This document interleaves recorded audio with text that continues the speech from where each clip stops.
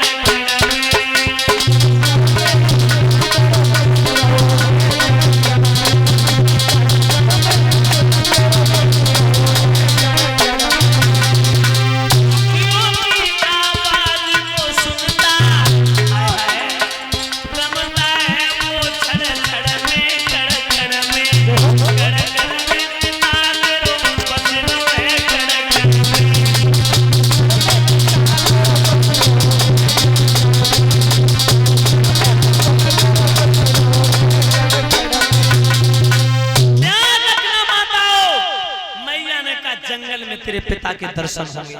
ध्रुव बोले मैया मैं जा रहा हूँ। मैया बोली 5 बरस की अवस्था है तो शेर, चीता, भालू, भेड़िया, अजगर खा जाएगा, जंगल में मत जा, जब बड़ा हो जाएगा तब जाना, अभी तो तेरी उम्र 5 बरस की है, तू 5 बरस का बेटा है। ध्रुव बोले मैया मैं बड़ा हो गया, अगर तू हमें आज्ञा नहीं देगी, अनुमति नहीं देगी तो तेरे आंगन में सर को पटक पटक के मैं अपनी आत्महत्या कर लूंगा, मर जाऊंगा। जब तक अपने पिता के दर्शन नहीं कर लूंगा तब तक भोजन की कौन गए, पानी की एक बूंद अपनी जवान पर नहीं रखूंगा। अब परीक्षित जी मैया का इतना दिल बेचैन हुआ, मैया के हृदय में इतनी बेचैनी बढ़ी कि हाय मैंने ऐसो बहलाने का प्रयास किया मगर बेटा ने तो बात पकड़ ली। माता बहनों, भाई बंधुओं, ध्रुव जी कहने लगे माँ मुझे आज्ञा दो। मैया ने आशीष दे दी, आज्ञा दे दी जा मेरे लाल, और पछाड़ खा के बेहोश हो गई।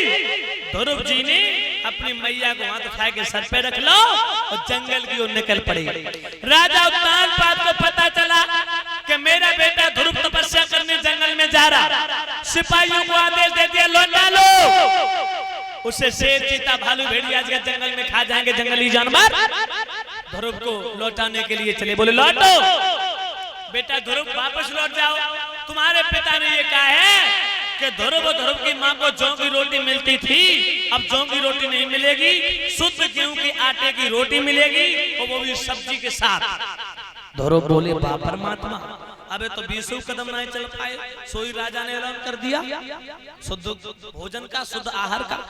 लौटा सिपाही, मुझे कुछ नहीं चाहिए। परीक्षित जी सिपाही लौट आए, राजा को कहानी बताई। राजा ने कहा लौटा लो, उससे बोल दो वो राजा का बेटा है, वो हमारा पुत्र है, ज्येष्ठ पुत्र है, राज का उत्तराधिकारी है, उससे लौटा लो।